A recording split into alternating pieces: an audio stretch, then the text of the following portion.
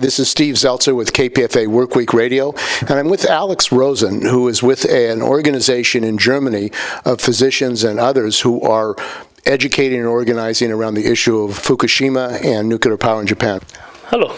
So, Alex, why don't you talk about, first of all, your organization, what it is, and how it's been educating and organizing in Germany and internationally around the issue of Fukushima. So, I'm a member of IPPNW, that's the International Physicians for the Prevention of Nuclear War. It was an organization founded in 1980 by a US American and Soviet cardiologist. And it was founded during the Cold War when the risk of nuclear annihilation was at its highest. And these two cardiologists, they felt that it's the responsibility of every person in the world, and especially doctors, and especially these two doctors who had very good connections to politicians, to actually raise awareness of the dangers of nuclear war and to try to prevent this nuclear war. IPPNW was awarded the Nobel Peace Prize in 1985, and all around the world affiliates were created, such as here in Germany in 1982. So we are the German affiliate of IPPNW, and here in Germany, as we were majorly affected by the nuclear meltdown in Chernobyl, we very soon realized the innate connection between nuclear energy, civil nuclear energy on the one hand, and military nuclear industry on the other. And we see these as two sides of the same coin. Because without nuclear energy, there would be no nuclear weapons. And without nuclear weapons, there would be no need for nuclear energy. So IPPNW Germany has always very strongly come out against both nuclear weapons and nuclear energy, and has tried to show the connection between the two in the nuclear chain and in the interconnectivity between these two issues.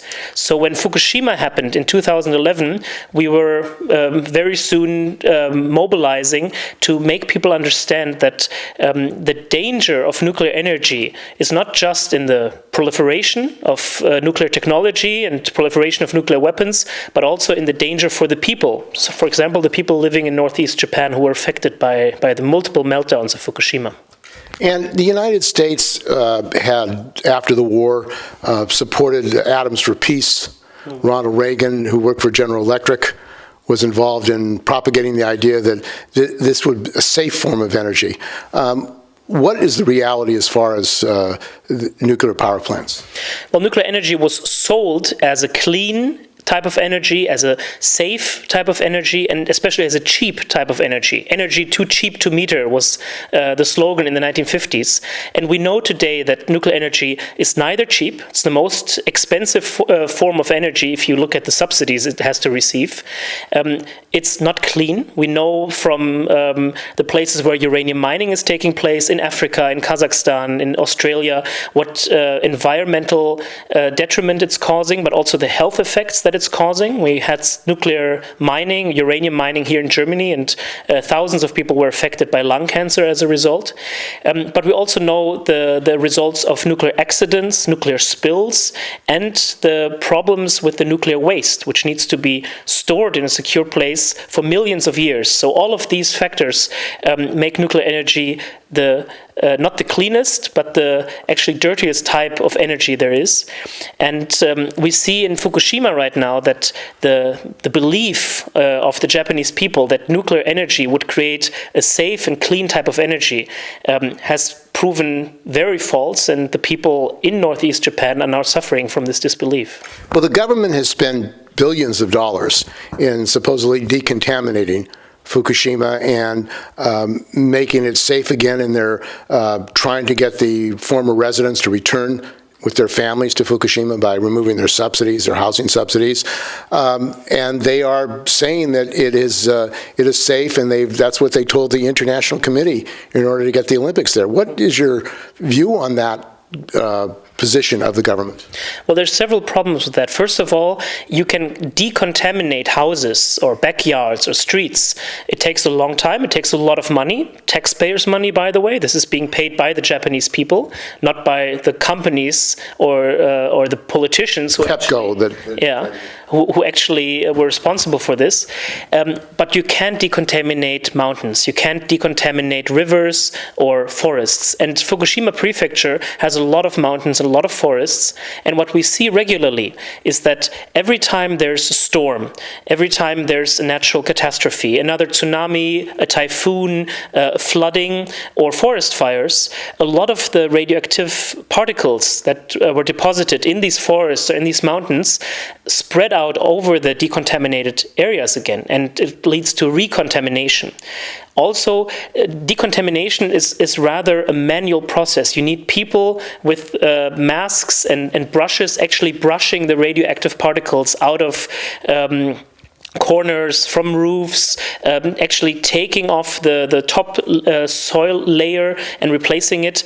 And that means that when they leave out places, a field or an inaccessible corner, it creates hotspots. And all over these supposedly decontaminated areas, we find hotspots of radioactivity.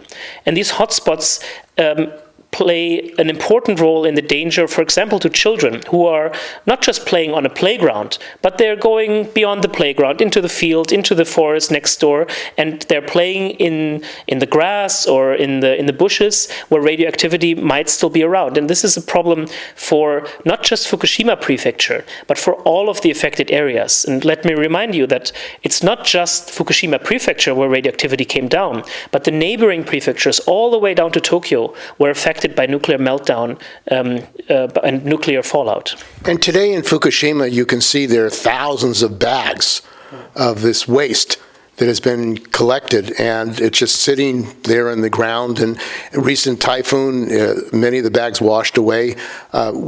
How can they say that it's clean when they still have these radioactive bags of waste in the Fukushima area? Well, they have a political aim, and this is to rehabilitate nuclear energy. The nuclear industry, or the nuclear village as it's called in Japan, has a very high influence on politics in general, but especially the current ruling party. And that means that they have an interest in downplaying or greenwashing the effects of the nuclear catastrophe.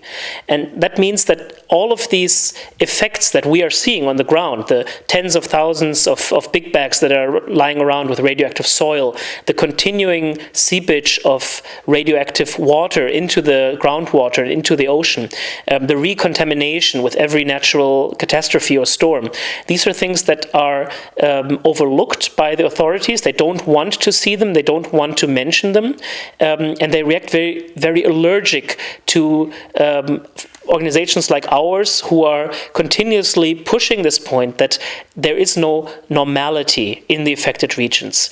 The regions are still suffering from radioactive contamination. The people are still suffering from elevated background radiation.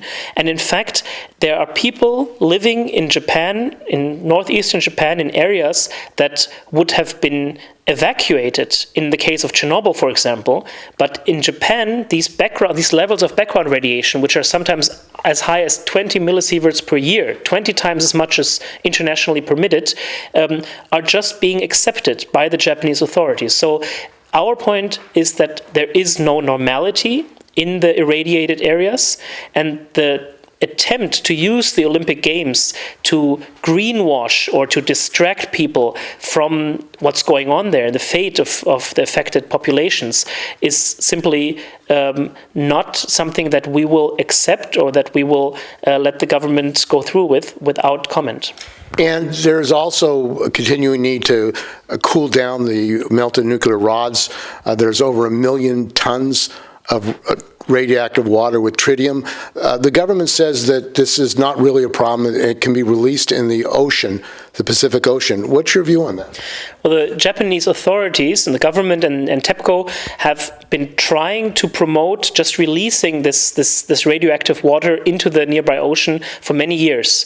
But just last year, it was discovered that this supposedly cleaned up water still contains very high levels of strontium and other radioactive contaminants, not just tritium, but actually contaminants that are known to cause, for example, leukemia or other forms of tumors. So there's obviously a high amount of opposition in the local population, but also internationally. Countries like South Korea, which would be affected by nuclear washout if it was actually released into the ocean, have been very adamant about prohibiting the Japanese government of just releasing all of this toxic wastewater into the Pacific Ocean. And I think the whole world population should be aware that the problem is not getting smaller, but it's actually getting bigger day by day, because TEPCO has not still, up to this day, not found a way to contain this radioactive washout from the crippled nuclear reactors. And there are thousands of workers, many of them migrants from other countries that have been working supposedly to clean up the melted nuclear rods and to deal with that crisis. What are their health problems? Because it seems that there have been that many of them are contract workers brought in by subcontractors. Is there a concern by your organization, the people there that have been brought there to work on cleaning up the reactors? So what we know from Japan is that the working conditions of these subcontractors are rather dismal, and there's a lot of humanitarian issues around that. Not a lot of actual data seeps out because of the fact that they are not contracted by TEPCO or the authorities directly. There's very little oversight, there's very little monitoring for these people, and even for those where we have monitoring data, in the past there have been frequent scandals of radiation monitors actually being covered by lead to falsify these measurements. So in general, it's safe to say that the humanitarian conditions for the people doing the dirty work is below what international standards actually prescribe, and it is an issue that will continue to haunt the population, and especially the people in these low-paying jobs who are scraping out radioactive waste from windowsills and rooftops, and this will be an issue for the next decades to come. And the Abe government has said that, told the Olympic Committee, International Olympic Committee, that it was safe. They decontaminated Fukushima. Why did the Olympic Organizing Committee, first of all, agree to have the Olympics in Japan, and second of all, allow the government to have it in Fukushima where the nuclear accident happened and there are continuing problems with radiation? Well, that's a good question. I'm not really sure I can answer that. I think there's a lot of issues around the International Olympic Committee that we've seen in the past years concerning corruption, concerning the buying of games. I think in the case of Japan, they were happy that a country was taking on this gargantuan task of hosting the Olympic Games, and they were more than willing to overlook the fact that there's an ongoing nuclear catastrophe in the northeast of Japan. What is especially worrying for us is that these are the Olympic Games in Tokyo. Tokyo was slightly affected by the nuclear meltdown, but I can understand that people are saying that Tokyo is a metropolitan area with the suburbs and the surrounding areas hosting more than 50 million people living there. Why would it not be safe to hold Olympic Games there? The main problem in our point of view is that the Olympic Games are being used to distract attention from the ongoing catastrophe in the Northeast, and that the Japanese government is even symbolically placing competitions, baseball and softball competitions, but also the torch relay in these affected areas. So we will actually have, come next year in March, the Olympic torch being passed on through irradiated areas which are unsafe for people to live in. So the athletes will have to run through contaminated fields, through streets in the locked off zones, and we will have athletes and visitors going to Fukushima City, an area that was affected by radioactive fallout and that could always be affected by recontamination in case of storms or natural catastrophes. And this is a symbol that, of course, the Japanese government has an interest in, but we in IPPNW and our campaign are very worried about and are calling the organizers, the International Olympic Committee and the Japanese government to withdraw this decision and to actually relocate the torch relay and to relocate these baseball and softball competitions to another area. And the Korean government has raised this on an international level, the release of the water, contaminated water, and whether or not the Olympics would be safe there. What about the German Olympic Committee? We had meetings with the German Olympic Committee. We sent them a lot of information material, and their view is rather interesting. They are saying that as no Western teams will be competing in Fukushima, it will only be Asian teams, it is of no concern to us, and the International Committee, or Olympic Committee, has reassured them not only that there is no danger of radioactivity to the athletes and to the visitors, but also that, and this is something that we find very ludicrous, there is no danger of a natural catastrophe occurring during the Olympic Games in Japan. And of course, anyone who knows Japan knows that this is not something that it's the Ring of Fire. The Olympic Committee can decide. So we have actually produced some information material for athletes and visitors, which deals with the problems and the considerations when visiting or participating in the Olympic Games, and this can be downloaded on our website and people can read it. It's a very scientific, very neutral, very down-to-earth pamphlet that contains all of these issues in terms of background radiation, radiation through foodstuff, dangers in terms of irradiation when visiting or participating in the Olympic Games, and we feel that this should actually be done by the Olympic committees, and we've offered our help to the German National Olympic Committee to actually advise their athletes what they should know about when visiting the Olympic Games. Now, the government has restarted some nuclear plants in Japan, and is an effort to spend a lot of money to prepare them again. If there was another major earthquake in Japan, first of all, the tanks would rupture in Fukushima, releasing large amounts of water. But the effect for Japan of another Fukushima disaster, what would that mean? Well, the situation in 2011 was that the thing that really saved Japan and Tokyo, metropolitan Tokyo, from an acute nuclear catastrophe and radioactive contamination was not the preparedness of the authorities or the great plans of the ministries, but it was luck and divine intervention, as the former prime minister called it. So the fact that the wind was blowing out to sea is what saved Tokyo from evacuation, and the Japanese state and the Japanese government from total chaos. I mean, imagine evacuating a 50 million people area. So it can't be said what would happen if another earthquake in that magnitude or a tsunami would occur, especially considering the unstable situation that the crippled nuclear reactors are in right now, with a lot of radioactive water spread out over tens of thousands of tanks, with the big bags lying around with radioactive soil, and especially with the nuclear reactors still containing the majority of the fuel rod material. And then you have additional nuclear power plants which are running, or even the ones that are not running are still containing fuel rods, spent fuel rods. So the danger will be there even if Japan close down all of their nuclear power plants tomorrow.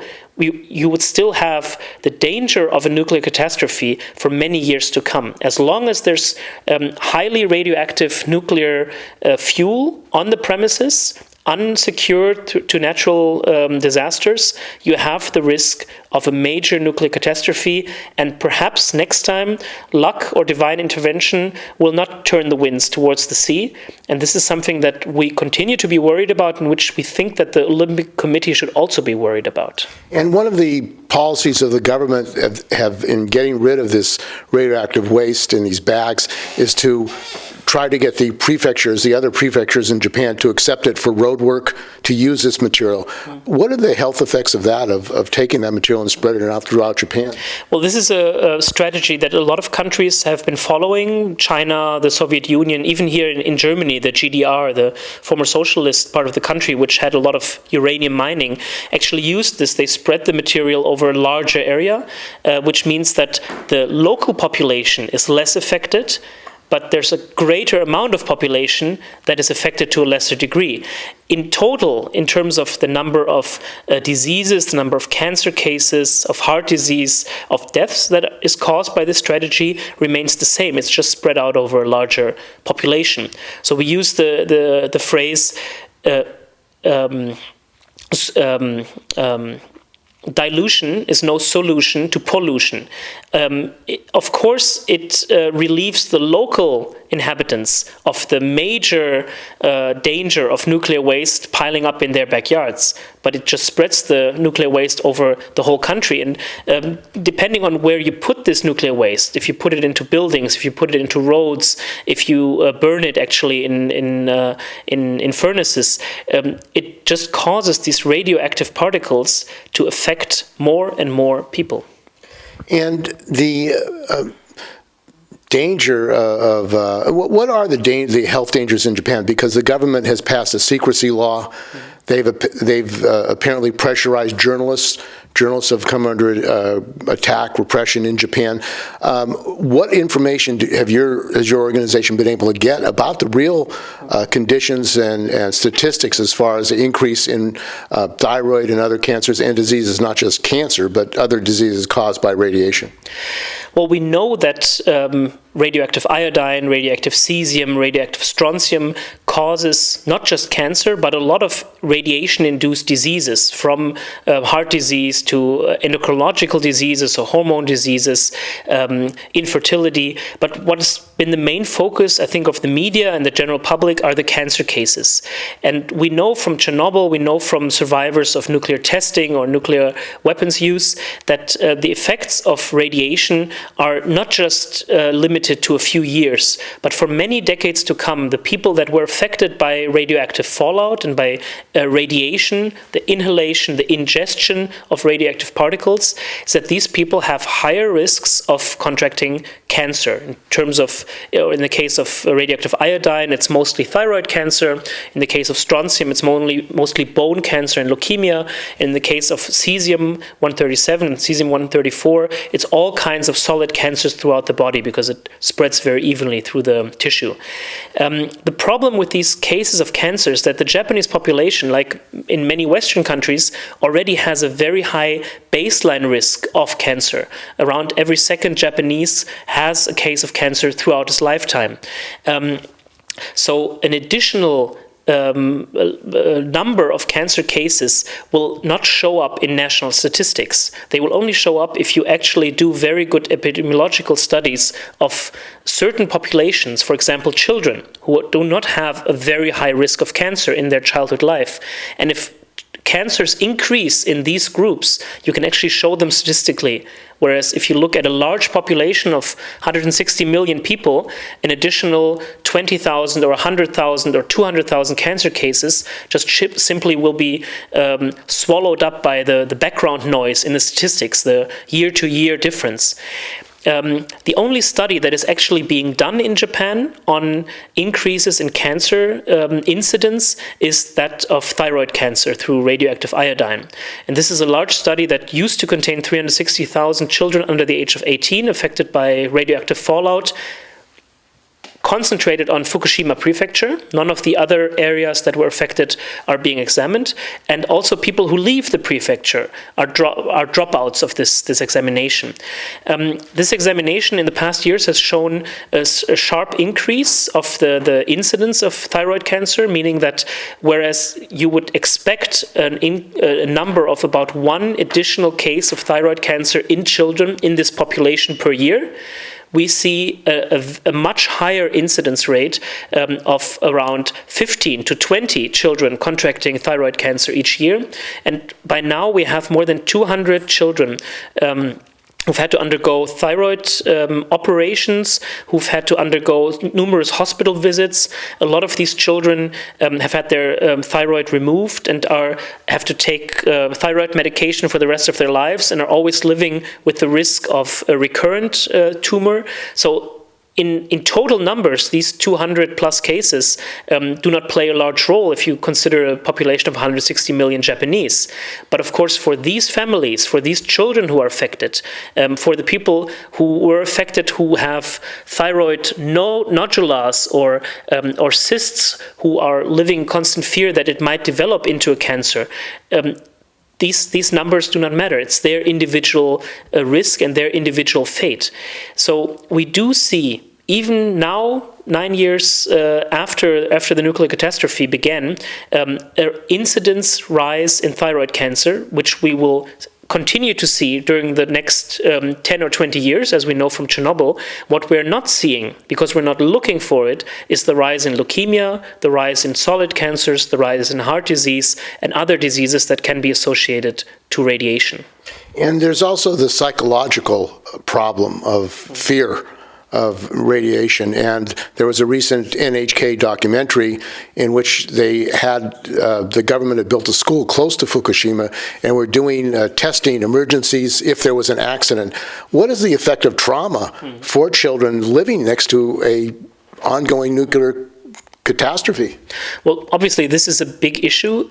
Our problem is that the authorities in Japan and the nuclear industry is always trying to shift attention from the cancers and the heart diseases and the measurable health results to the psychological health results. And obviously, this is a big issue. Obviously, people who were affected by nuclear radiation experienced a trauma. They had to leave their ancestral homes, their families were split apart, they had to go to another place and start anew.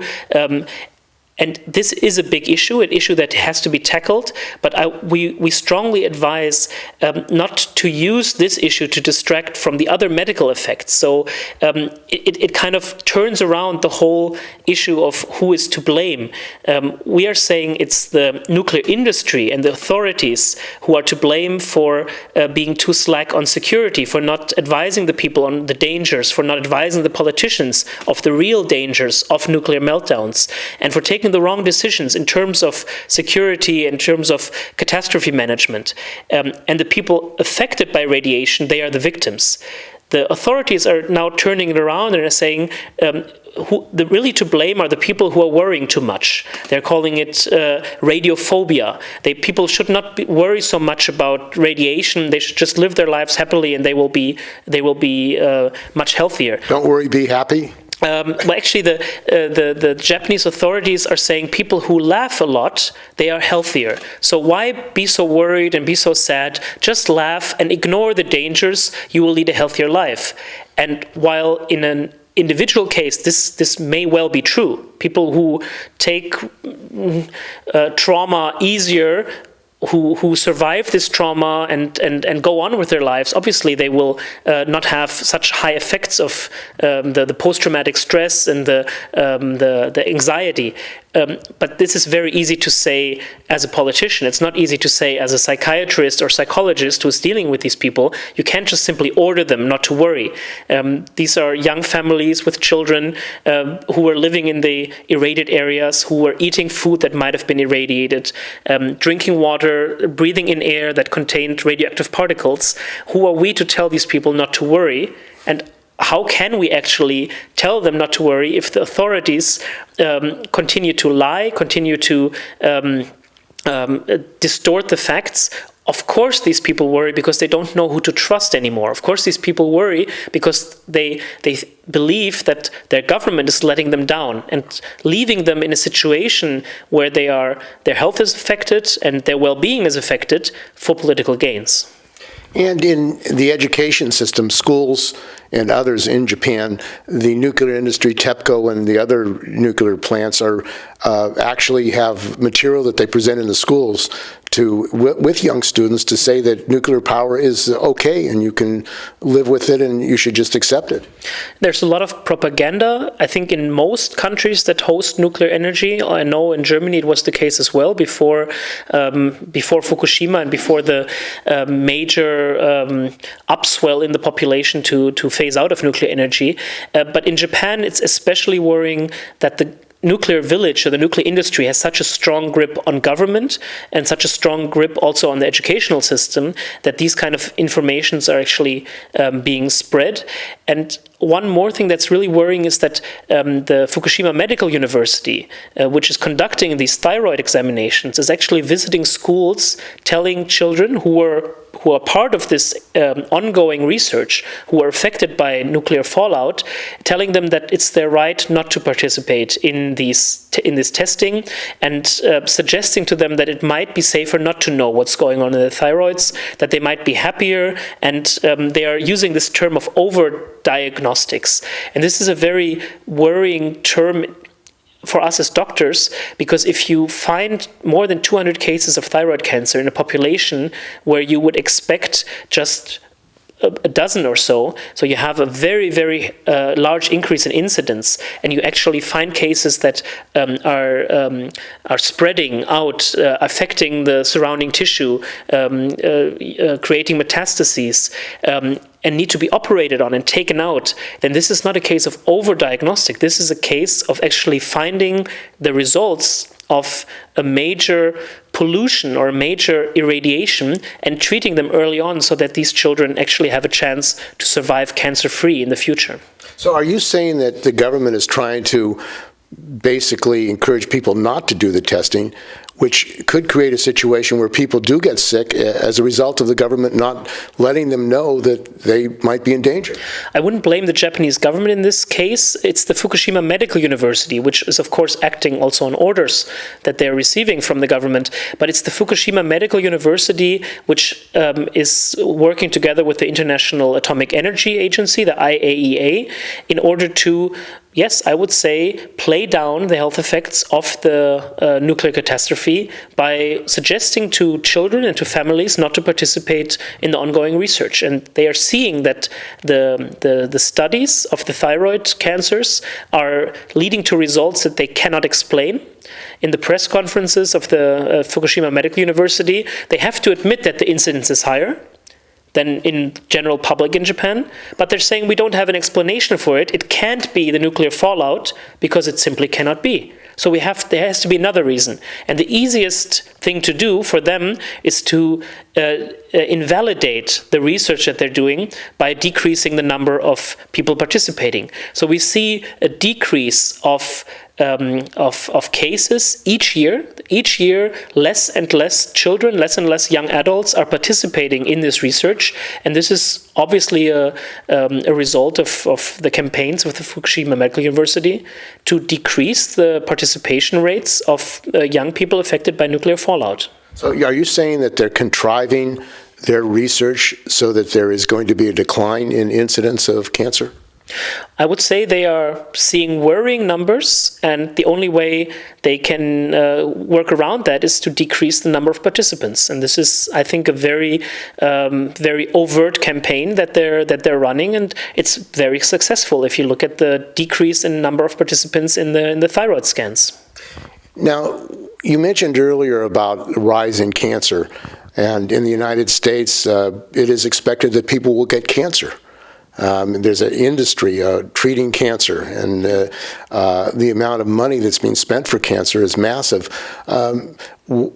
Why should people expect to get cancer, and is this a natural development in our lives? Well, cancer is a disease that's been around for since mankind, or since beings and animals existed. So it's not something just created by radioactivity. We just know that radioactivity is one of the reasons that cancers develop that would not have otherwise developed. So while there are a lot of factors in carcinogenesis, in the creation of cancer, radioactivity is one of the causes that we can actually do something about. Man-made radioactivity is one of the things we can actually politically change. If we stopped nuclear weapons testing because we found an increase in strontium in children's teeth, and we know that this caused increases in leukemia and increases in other cancers. So this was a political decision to stop people from being irradiated. That's why nuclear testing was stopped. And similarly, here in Germany, there was a political decision to phase out nuclear energy, because we know that nuclear energy is not just a danger if an accident happens, but we know that in the vicinity of nuclear power plants in Germany and in other countries, there's an increased rate in childhood leukemia and childhood cancers. And this can be measured, and this can be shown in statistics. So obviously, these are political decisions that need to be taken, and we hope and we feel that the Japanese government and the Japanese people have learned the lessons from Fukushima, that even in a highly developed country like Japan, nuclear energy can never be 100% safe. There's always a risk of nuclear accidents, and in the case of a nuclear accident, the effects can be catastrophic. Some have argued that nuclear power is the only way of dealing with the climate crisis, or an important way of dealing with the climate crisis, and we have to have nuclear power. Well, nuclear power is no solution to climate change. The climate catastrophe is in front of our doorstep now, this year. Even the most ardent supporters of nuclear energy that argue that nuclear energy would be a solution agree that we would need to build at least 2 nuclear power plants every month for the next 30 years in order to even attempt to alleviate some of the effects of climate change and to replace fossil and fossil fuels. So, this, considering that the United States has built exactly 1 nuclear power plant in the last 20 years, considering that all over Europe there's only 3 current projects of a nuclear power plant being built, and that in most Western countries these projects are 10 to 20 years behind schedule and are costing the 3 times as much as originally planned. This is simply not a realistic solution if you consider that we need to replace fossil fuels within the next years and not within the next decades. Adding to that is the detrimental health and environmental effects of uranium mining, the unsolved issue of nuclear waste, the unsolved issue of nuclear safety. And all of these issues are not even considering the cost aspect, that 1 kilowatt hour of electricity costs much more if it's produced through nuclear energy than if it's produced, for example, through wind energy or solar energy. So the future, if we really want to prevent the climate catastrophe and a rise of sea levels and a rise of the average temperature above 2 degrees centigrade, the real solution has to be regenerative energy, energy saving, energy efficiency, a massive investment in energy storage capacity so that we can use the electricity that we produce through regenerative means even when the wind is not blowing or when the sun is not shining. We need a decentralized energy grid, we need smart grids, we need demand-side management, we need to have all of these solutions and we need to have them fast. And investing in nuclear energy, a type of energy that was developed in the 1940s and the 1950s, which has not developed at all since that time, is simply not a way to deal with the problems that we have now in the 21st century. We are talking about technologies from the 19th century in terms of coal and gas, and technologies from the 20th century in terms of nuclear. But what we need right now are technologies of the 21st century, and every cent that we're spending on trying to build a nuclear power plant in the next 30 years is a cent that is missing in energy storage, regenerative energy, smart grids, or other means of preventing the climate catastrophe. And how has Germany dealt with its radioactive waste? Well, so far Germany has not dealt with its radioactive waste. We're still talking about how we will deal with it. We are currently building a subterranean depository for the low and medium radioactive waste, and we are discussing how in the next 20 years we will perhaps be able to find a depository for the highly radioactive waste. But this is an issue that will cause a lot of headache, not just for my generation, but for many generations to come, and will cost the population, the taxpayers, billions of euros in the next decades and hundreds of thousands of years that we need to safely and securely store this nuclear legacy. So it's a very big issue here in Germany right now. And the money that's been spent by the Japanese government, by the nuclear industry to greenwash nuclear energy and to encourage its development is pretty much larger than your organization and those people fighting nuclear energy. Do you think that there's a possibility of changing the tide or raising the awareness of people that this is a real threat? Well, we hope to use the chance that the Olympics are giving us to actually highlight the fate and the situation of the people in the affected areas of Fukushima and the surrounding prefectures, and to actually use the Olympics to again remind the Japanese population that there's better ways to deal with their energy needs, there's better ways to deal with the climate catastrophe than massive investments in a technology of yesterday.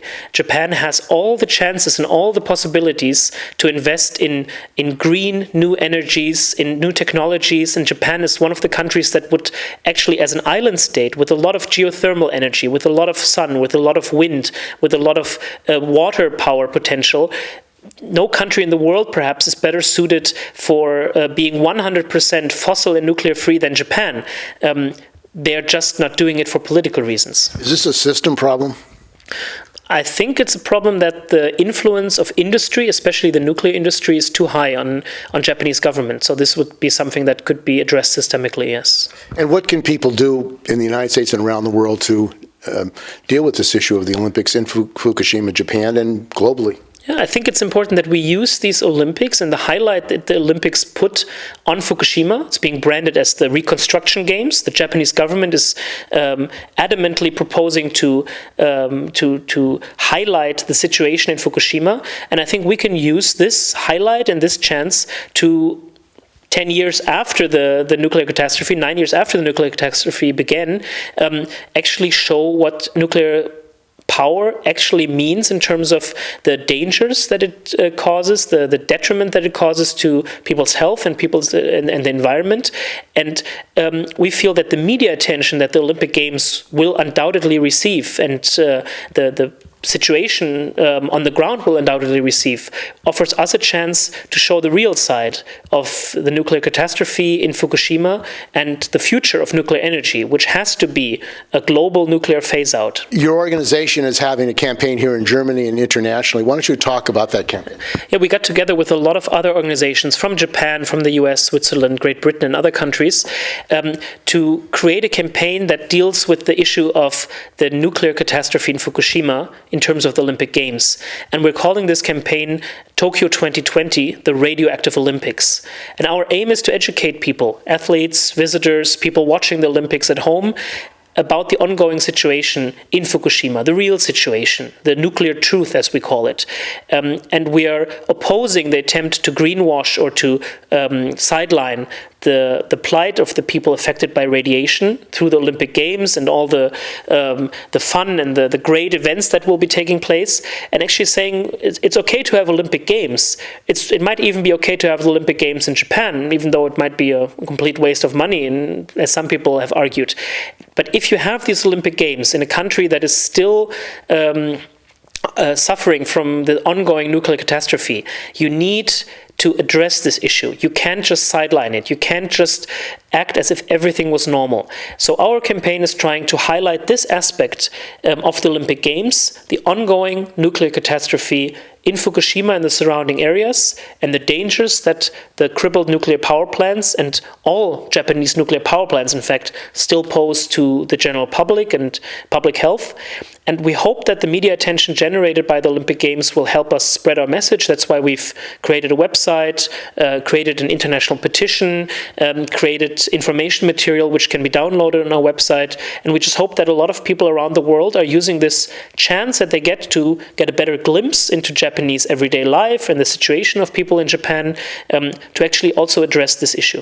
And have there been any athletes that have said that they don't want to go to Japan because of danger of nuclear radiation? There's a lot of athletes that are worried, that have contacted us asking about possible health effects. And as doctors, we have to advise them in a very neutral way. Obviously, while we're opposed to nuclear energy, we have to tell them that if they are participating in sport venues in Tokyo, for example, the highest amount of radioactivity that they will be, or the highest amount of radiation that they will be exposed exposed to is most likely coming from the flight there. The flight obviously exposing them to cosmic radiation. But despite that, it's important to realize that there's people living in the contaminated areas which are exposed to radiation every day and for the rest of their lives, and especially people who are vulnerable to radiation, like children, pregnant women, or people with immune diseases. And so our focus is not mainly on the athletes, which are flying in, participating in sports and flying out again, but on the people on the ground, living there in the affected regions, and their situation and their lives and their fates have to be seen and have to be heard, have to be listened to. And the Olympic Games offers a unique opportunity to give these people a voice and to actually share their stories with the rest of the world. But there were actual hotspots in Tokyo after the nuclear disaster. They still exist, and how would you find out where these hotspots are in Tokyo? Well, there was nuclear fallout over Tokyo, especially in the water supplies in Tokyo. It was a big problem, the radioactive iodine, in the northern suburbs of Tokyo especially. But obviously, all over northeastern Japan, and including Tokyo and the Bay Area, there was radioactive fallout and radioactive hotspots. And these can only be found, so to speak, if you actually go there with a counter and measure the radioactivity emitted by grass or foliage that has fallen in or the pollen that is spread out over the wind. So while Tokyo is not one of the areas most affected by radioactivity, there are places in Fukushima prefecture where actual sporting events are taking place that were affected and are continue to be affected through recontamination by radioactive particles flowing in from storms, from just the rain. The rain and forest fires.